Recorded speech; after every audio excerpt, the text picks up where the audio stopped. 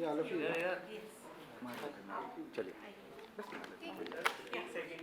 थोड़ा क्लोज हो जाए।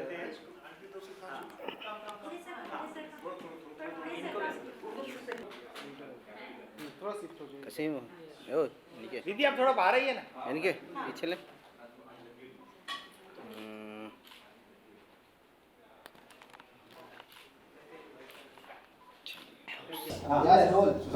सुशांत सर क्या क्या कहना चाहेंगे इस म्यूजिक वीडियो के बारे में और क्या बहुत अच्छा है म्यूज़िक वीडियो। देखा मैंने, अभी देखा, आज ही देखा, पहली बार। बहुत खूबसूरत है। सो पहले मैं सोचा था कोई पूछेगा कि आप यहाँ कैसे आपके, तो मैंने कहा इस प्रोजेक्ट के लिए जब मुझे अप्रोच किया इन लोगों ने तो मुझे अप्रोच ही नहीं किया। नो, प्रथा और राजेश बहुत पुराने दोस्त हैं मेरे, और इत्तेफाकन हम लोग नेबर्स भी हैं। नेबर्स है तो पर वही है कि बॉम्बे में मुलाकात बिल्डिंग में कम होती है, आते जाती ज़्यादा होती है। So thank you for inviting me. इस बहाने मुलाकात होगी। ठीक है, मैंने इनवाइट लास्ट फंक्शन के लिए भी किया था, लेकिन मैं शूटिंग पे लेट हो गया था, sorry. So very nice video, concept बहुत अच्छा है, गाया बहुत अच्छा है स्मृति जी ने, और म्यूज़िक अच्छा है, आप लोगों का काम भी अच्छा है, तो सब अच्छा है। Very very tastefully shot, honestly very tastefully shot, and I wish you all the very best. And और अच्छे अच्छे प्रोजेक्ट करो, फिर मैं भी दिखूंगा, कोई मेरा भी ऐसा वीडियो पब्लिक करेगा कल को, है ना? हाँ ज़रूर, बिल्कुल, मेरा भी कुछ हो जाएगा ज़िंदगी में। अच्छा। प्रीतम मैम आपसे जानना चाहूँगा, इतने बड़े बड़े डिग्निटरीज आए, सबने अप्रिशिएट किया गाने को, क्या कहना चाहेंगे? और भी चीज़ें आपसे जानना चाहूँगा। NBM जो आपने प्रोडक्शन हाउस का नाम रखा है, उसके बारे में भी कुछ बताइए कि क्या रीज़न था ये नाम रखने के पीछे? पहली बात तो आपने जो फर्स्ट क्वेश्चन है कि इतने बड़े बड़े लोग आए हैं यहाँ पे और इतने अच्छे उन्होंने विशेष हमारे सबके लिए दिया है और उन्होंने बहुत अच्छी बातें की, तो वही बहुत बड़ी बात है मेरे लिए कि वो आए यहाँ पे।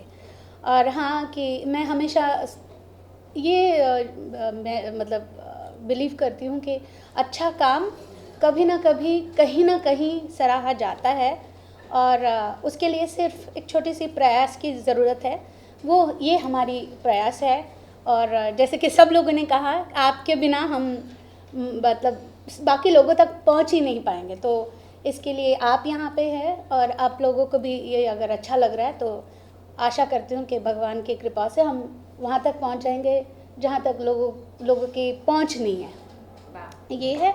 और दूसरी बात ये है कि हाँ, NBM प्रोडक्शन का नाम इसके लिए है, हमारे जो भी सिबलिंग्स हैं, हम लोग हमारे जो पिता माता जी जो हैं पेरेंट्स, वो म्यूज़िकली बहुत इंक्लाइंड थे और बहुत पसंद करते थे कि आप भी कुछ सीखो, आप भी आगे चल के कुछ म्यूज़िक में कुछ करो।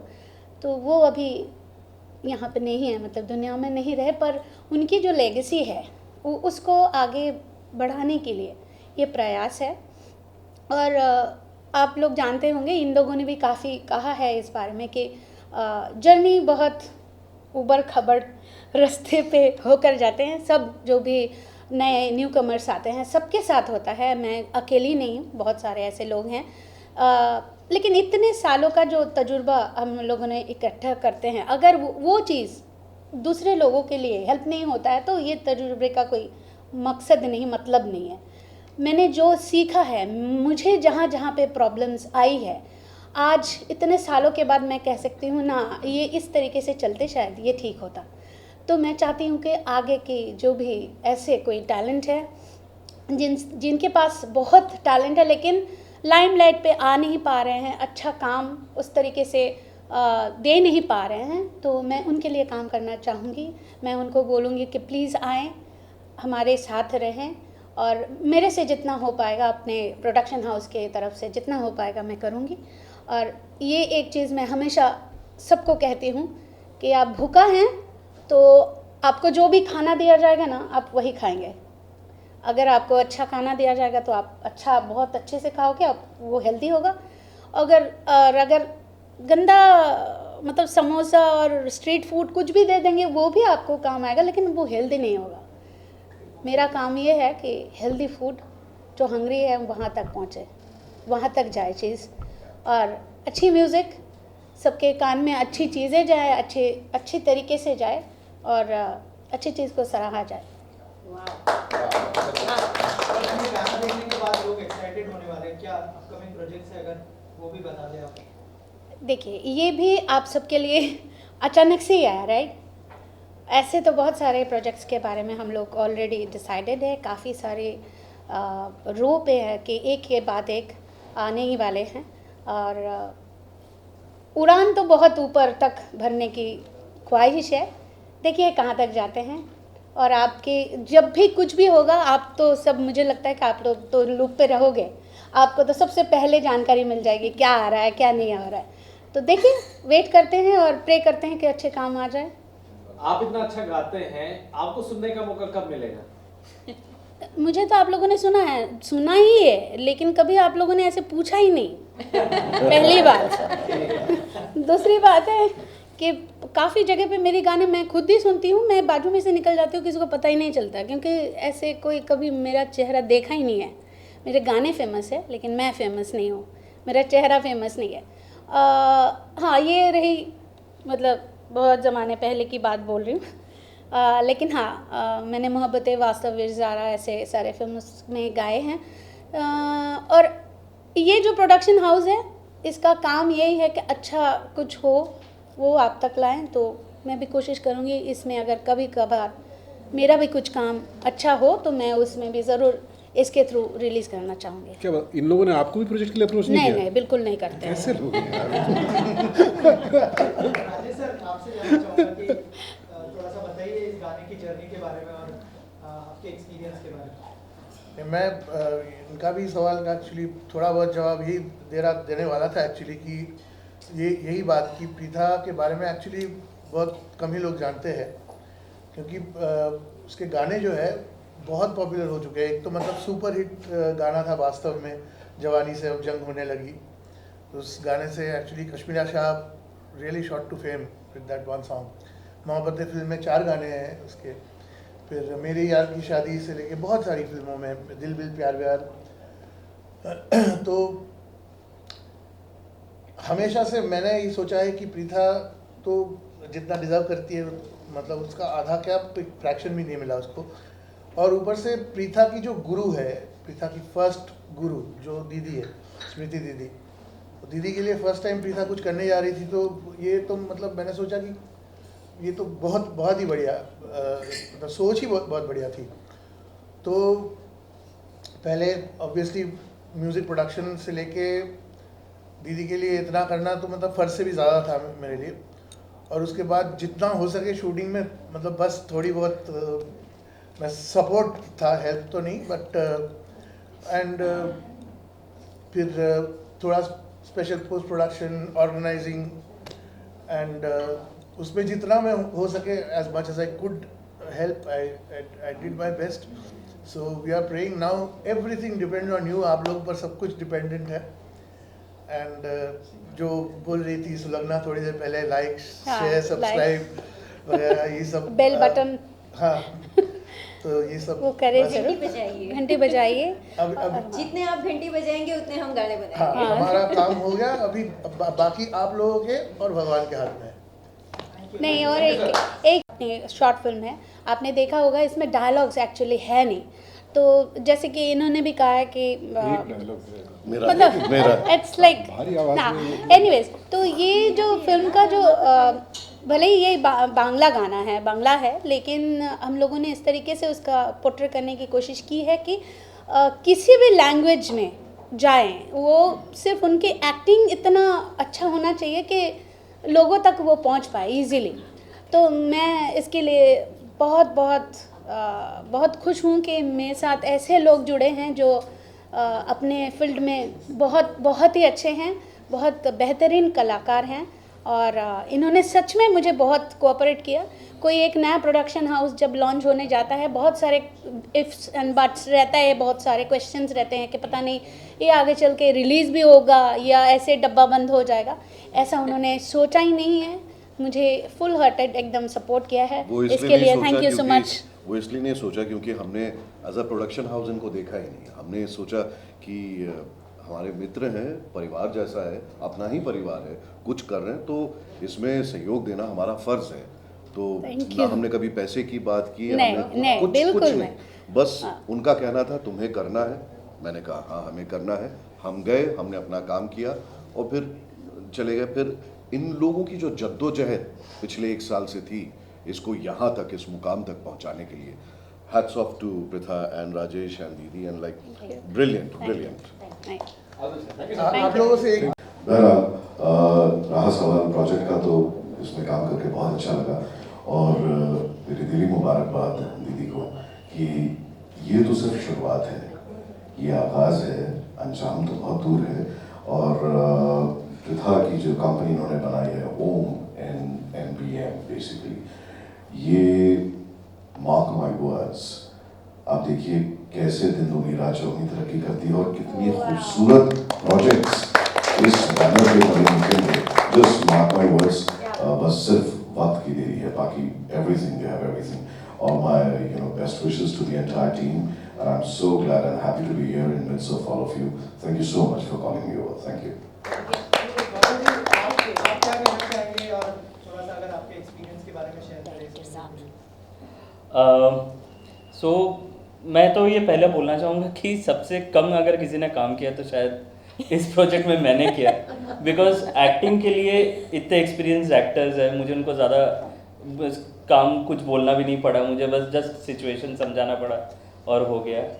सबसे कमेंडेबल मैं बोलूँगा दीदी को, उन्होंने इतना अच्छा किया, मैं कभी सोचा भी नहीं था कि इतना, इनफैक्ट उन्होंने इम्प्रोवाइज़ किया और उनके लिए बहुत सारे सीन्स ऐसे हैं कि जो बहुत ही ब्यूटीफुली निकल के आया। एक्सपीरियंस इस फिल्म का तो बहुत अच्छा था, इस म्यूज़िक वीडियो का अच्छा था। हम लोग बहुत दिनों से सो मैं ऐसा बोलता हूँ कि जब भी हम लोग एक फिल्म करते हैं, we take back a story with us, we take back memories with अस।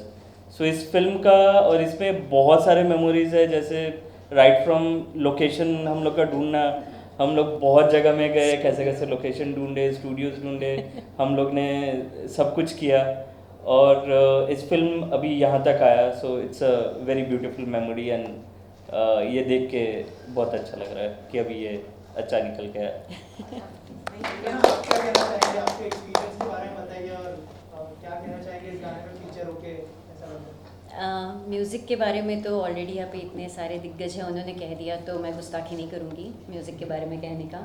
और ये गाना जैसा कि कहा दीदी ने कि ये रविंद्र संगीत है और जब मुझे एक्चुअली मैं राजेश दा को बहुत अच्छे से जानती हूँ, तो उन्होंने जब बुलाया इस म्यूज़िक वीडियो के लिए, जब उन्होंने मुझे स्टोरी बताई कि म्यूज़िक वीडियो का क्या कॉन्सेप्ट है, तो एक तो वो मुझे बहुत प्रॉमिसिंग लगा, बिकॉज़ मुझे ऐसा लगता है उस कहानी से हर कोई रिलेट कर सकता है, क्योंकि हम सभी ने लाइफ में कभी ना कभी किसी ना किसी पड़ाव पे अपनी इच्छाओं को त्यागा है, चाहे खासकर लड़कियां करती ही है माँ बाप के लिए, भाई बहन के लिए, पति के लिए। पर ज़िंदगी में फिर एक ऐसा कोई वक्त आता है जब आप चुनते हो कि नहीं अब बहुत हो गया, अब मुझे अपने पैशन को फॉलो करना है। तो वो स्टोरी मुझे बहुत अच्छी लगी और फिर जब मैंने दीदी के बारे में सुना, स्मृति दीदी के बारे में, and I was like seriously it's never too late to start. If she can restart again then I mean it would be an honour to do this role. तो ये आई रियली होप कि आप सबको भी inspiration मिले ये video देख के। और गाना तो ऑफ कोर्स रविंद्र संगीत है, तो जिस तरह से हमने इस कहानी को इस गाने के साथ ढाला है, I think great work by director साहब कि बहुत खूबसूरती से उन्होंने इसको पिरो के निकाला है। और आई एम सो फॉर्चुनेट कि मुझे मौका मिला इसका हिस्सा होने का। लेकिन कोई भी मेहनत कभी भी अपने मुकाम पर तब तक नहीं पहुंच सकती आज के ज़माने में जब तक वो डिजिटली रॉक ना करे। तो आप सबको यहाँ पे मैं गुजारिश करूँगी, पृथा दीदी ने अपने मम्मी पापा के नाम से नया चैनल स्टार्ट किया है NBM। आप लोग प्लीज़ इस चैनल को भर भर के प्यार दीजिए, इस वीडियो को जहाँ तक हो सके पहुँचाइए। माना ये बंगाली सॉन्ग है, लेकिन संगीत की कोई भाषा नहीं होती, और अगर ये कहानी छू सकती है तो किसी भी भाषा में छू सकती है। और ये कहानी ऐसी है जिससे हर कोई रिलेट कर सकता है। तो खूब सारा प्यार दीजिए, लाइक, सब्सक्राइब, फॉलो, पता नहीं और क्या क्या करते हैं आजकल, जो सब भी करते हैं वो सब कीजिए। और इस गाने को इतना ज़्यादा फेमस कर दीजिए कि हमें और मोटिवेशन मिले और पृथा दी इसके बाद मुझे और 10 गाने में काम दे। So yeah, thank you so much everybody.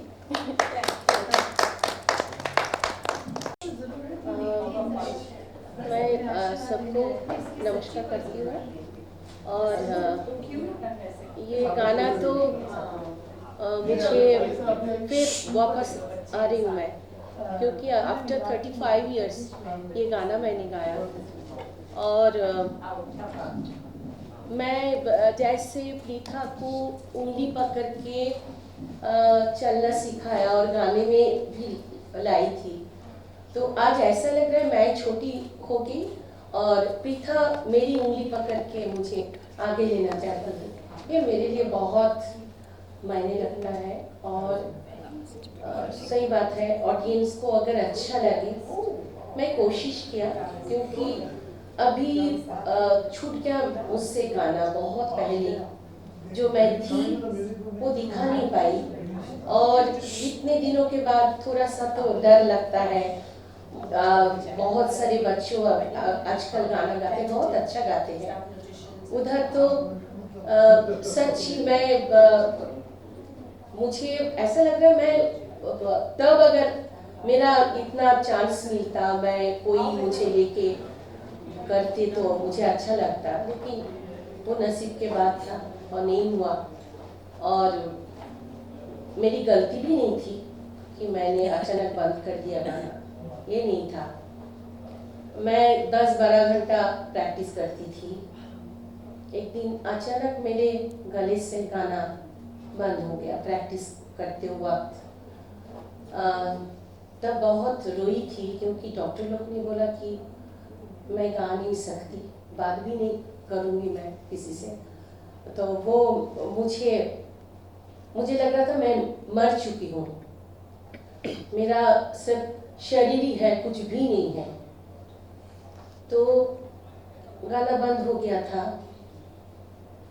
तो अभी प्रीथा मेरे लिए पता नहीं, वो सोचती है कि दीदी को कुछ करना है और दीदी कुछ करेगी तो उसको अच्छा लगेगा, और मैं दूसरी तरफ से चाहती हूँ वो कुछ करे तो मुझे अच्छा लगेगा।